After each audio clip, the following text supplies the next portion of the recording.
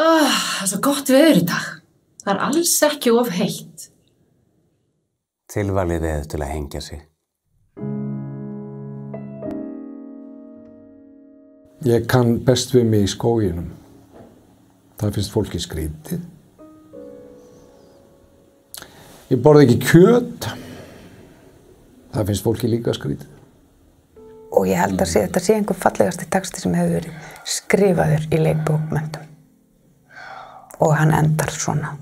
Við munum anda léttar. Við erum öll sníkjudýr á Guði. Ég dottaði í smástund og mér dreymdi að vinstri fóturinn á mér væri af öðru manni. Svo vaknaði ég upp með þessa djöfulegu verki. Ævinlega. Kona mín fór frá mér með manninu sem hún elskaði. Daginn eftir brúðkaupið okkar.